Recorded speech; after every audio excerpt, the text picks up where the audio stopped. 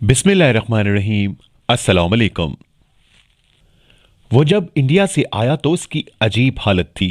गले में तावीज नुमा कई चीजें हमाइल थीं और हाथों में भी कई धागे बंधे थे। वो रहमान से ज्यादा राम, मस्जिद से ज्यादा मंदिर और मुसलमानों से ज्यादा हिंदुओं के कल्चर से वाकिफ था। लेकिन खुशाइंद बात यह थी कि वो खुद को बागैरत मुसलमान समझता था। हिंदी और तामिल नुमा उर्दू उसकी जुबान थी, लेकिन वो सही उर्दू बोलने वालों को गलत समझता था।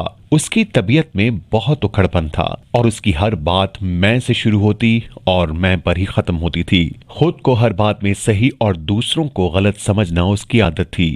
कुरान मजीद पढ़ने से नावाकिफ और नमाज में भी कभी कभार ही नजर आता, लेकिन नमाज में क्या पढ़ता ये कोई नहीं जानता था। नमाज में उसके खड़े होने का अंदाज भी ये बताता था कि ये शख्स मुसलमानों के कल्चर से नावाकिफ है। वो अल्लाह को एक मानता था और बुतों से नफरत करता था, लेकिन हर दूसरे मुसलमान की तरह उसके दिलो दिमाग में भी बहुत से बुतों ने डेरे डाल रखे थे। मुझे उसकी ये हालत देखकर बहुत दुख हुआ और दिल चाहा कि इतनी बेहतरीन सलाहियतों का हामिल ये शख्स काश के सही मुसलमान बन जाए और उसे तौहीद का असल मफहूम समझ में आ जाए। मैं गौर करता रहा कि इसको किस तरह तौहीद का मफहूम समझाया जाए। ऐसे में मुझे मुर्शिद की बात याद आई और मैंने उसी पर अमल करने का फैसला किया। मेरे मुर्शिद करीब किसी गांव में गए तो देखा तो तमाम मुसलमान ताजिया बहुत एहतमाम से निकालते हैं। इसके अलावा वो इस्लाम की किसी चीज से वाकिफ न थे। वो मतनाज़ा मसलिक से ताल्लुक न रखते थे, लेकिन समझते थे कि ताजिया इस्लाम की बहुत अहम चीज है। वो न नमाज से वाकिफ थे, न रोजे से, हत्ता कि उनके नाम भी हिंदुओं जैसे थे,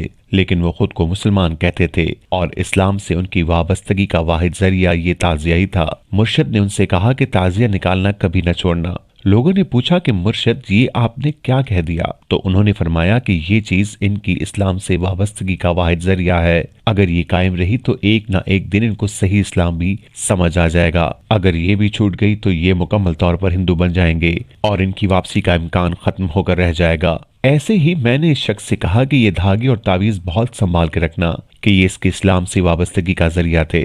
जब और लोग इन धागों और तावीजों पे तनकीद करते तो वो आग बगूला हो जाता। इसीलिए मैंने कोशिश की कि लोग इस पे तनकीद न किया करें। मैं इसकी इस्लामी गैरत की तारीफ करता और इसके लिए दुआ करता कि या अल्लाह इसको तौहीद और सही इस्लाम समझ आ जाए। वक्त गुजरता रहा और मेरे नरम रवैये की वजह से वो मेरे करीब होता गया, हत्ता कि अब वो मुझसे अपने जाती दुख दर्द भी शेयर कर लिया करता। मैं उसको बराह रास्त तो कुछ न कहता, अलबत्ता कभी कभी उसको कोई कहानी सुना देता या सबको मुखातिब करके कोई ना कोई इस्लामी अकीदा वाजे कर देता। 2 साल के बाद मैंने महसूस किया कि इस्लाम खालिस की जिन बातों पे वो भड़क उठता था अब वो इनको खामोशी से सुन लेता है। उसकी तबीयत के अखड़पन में भी कुछ कमी आ रही थी और अब उसकी मैं भी कभी कभी हम में बदल जाती थी।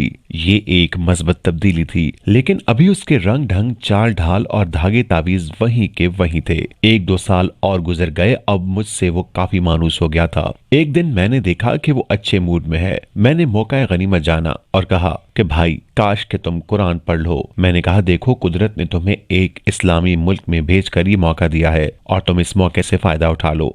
न जाने फिर ये मौका मिले कि न मिले और न जाने जिंदगी वफा करे या न करे। अल्लाह को मंजूर था। बात इसके दिल को छू गई। मैंने कहा मैं तुम्हारे घर आकर बगैर किसी को बताए खामोशी से कायदा पढ़ा दिया करूंगा और फिर मैंने ऐसा ही किया। लेकिन वो ज़हीन आदमी था। उसने चंद ही दिन में कायदा समझ लिया और इसके बाद इसने कहा कि अब वो खुद ही आगे पढ़ेगा। चनाचे मैंने जाना तर्क कर दिया। इसके बाद उसने इंटरनेट और कैसेट की मदद से 2 सालों में पूरा कुरान पढ़ लिया। आज 8 बरस बाद वो एक बदला हुआ इंसान है। अब वो कुरान भी सही पढ़ता है और नमाज की भी अगली सफ में शामिल होता है। रोजाना एक हदीस भी सबको सुनाता है और इसके धागे और तावीज भी किस्सा पारीना बन चुके हैं। अब उसकी मैं भी बहुत हद तक खत्म हो गई है। वो बात सुनता भी है, सुनाता भी है, समझता भी है और समझाता भी है। अब वो एक नई शख्सियत का हामिल शख्स है। ये शख्सियत कहीं बाहर से नहीं आई, उसके अंदर ही छुपी हुई थी। जरूरत इस अमर की थी कि इस छुपी शख्सियत को सामने आने का मौका दिया जाए। लेकिन हाय अफसोस कि हमारी सख्ती, हमारी دینی غیرت اور ہماری پیدائش اسلامی